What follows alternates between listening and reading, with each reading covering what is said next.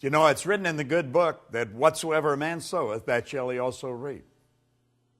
Well, you know, Emerson said that was the law of laws. And he said if that law didn't exist, we should invent it. I'm Bob Proctor, and I want to talk to you about the law of compensation. I first learned the law of compensation from Earl Nightingale. Earl Nightingale explained it probably better than anywhere I've ever read it. Now, I've read Emerson's essay on compensation, and we, of course, have the law of compensation here in this Working with the Law series. But the law of compensation is a law that we must understand. And we must understand it if we're going to apply it. And when we do apply it, we're going to find that the universe is very friendly towards us. The law of compensation is based on 3 steps. The amount of money or good you receive is going to be in direct ratio to the need for what you do, your ability to do it, and the difficulty there is in replacing you. I want you to think about that for a moment. The amount of money or the good you receive in life is going to be based on just 3 points. The need for what you do, your ability to do it, and the difficulty there will be in replacing you. You see, I quickly learned that there is a phenomenal need for what we do in our business.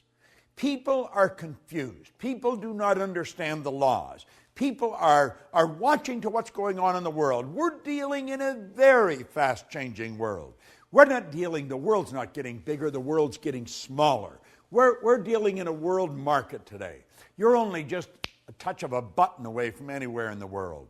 We can look and watch what's going on the opposite side of the world on a television set that's strapped to our wrist the size of a watch.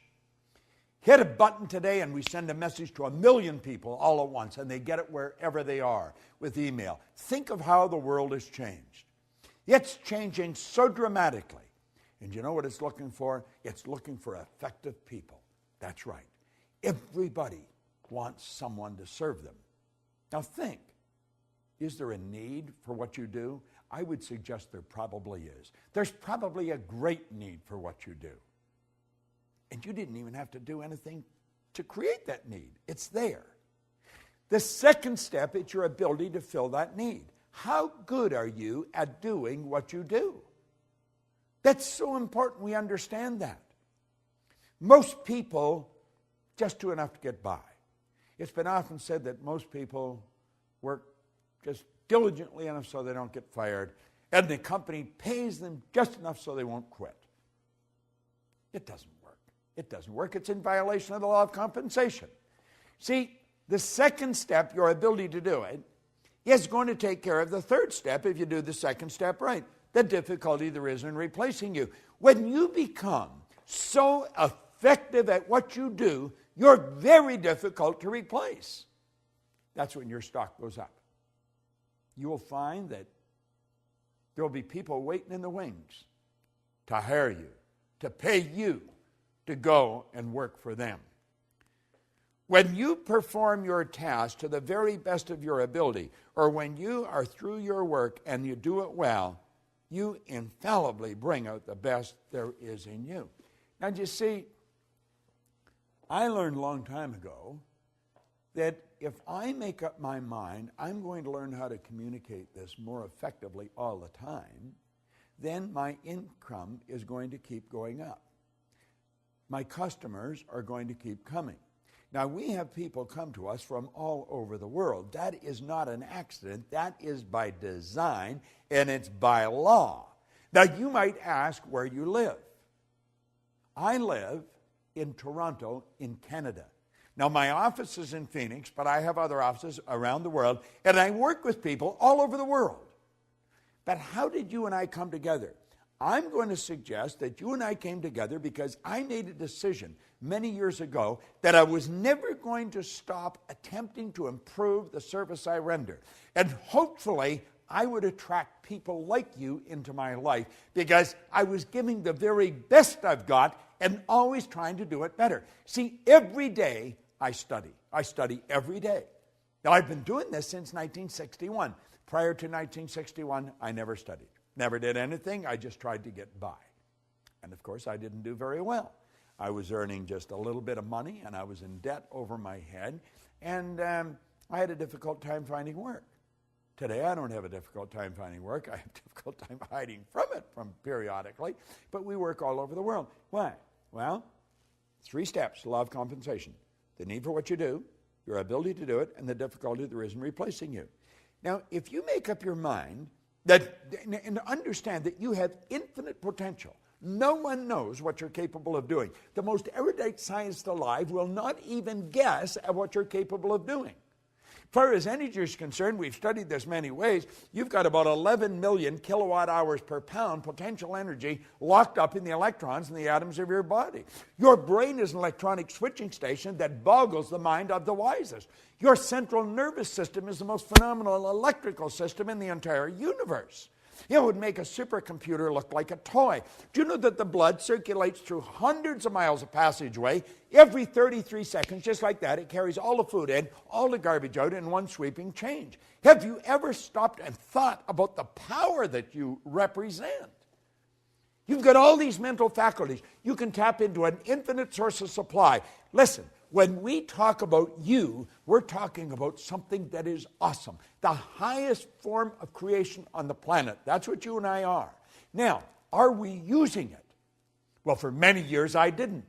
My whole idea was just get by. But then I started to study this material, and it started to make sense. And I thought, I'm going to change. I'm going to change how I'm living. And I got into Earl Nightingale's material. Now, I got into Napoleon Hill first, then into Earl Nightingale's. And I began to study it. And I got into this law of compensation. Then I read Emerson's essay on compensation. Then I got into Raymond Hollywell's material on compensation. It's all telling us the same thing. It's up to you. It's up to you. The universe will give you whatever you ask for. But you ask in the form of providing service. You see, you get back exactly what you put out. You put a lot out, you get a lot back. We are raised with the misconception that you go to work to earn money. You don't go to work to earn money. Working is the very worst way to earn money. We have a company called the Chairman's Club. And the Chairman's Club is designed for one thing, to show people how to earn money. You just go to the Life Success or lschairmansclub.com, lifesuccesschairmansclub.com, and look it up. That's the sole purpose of it. And in that club, we show people how to earn money, how to set up multiple sources of income. But the whole thing is based on providing service. You've got to provide service. See, the concept behind the club is that you can earn so much money when you're sleeping, you can do whatever you want when you're awake. Now, that sounds bizarre to most people, but most people don't understand the law of compensation. We're raised with the idea you go to work to earn money. You don't go to work to earn money. You go to work to gain satisfaction. You should spend your days doing what you absolutely love to do. But compensation, think about it. Our compensation comes to us by law. It's based on 3 factors: the need for what you do, your ability to do it, and the difficulty there could be in replacing it. Now, I know you may have doubts. You may think, well, if I do more, I'm not necessarily going to get more. Well, you may not get it from where you're working.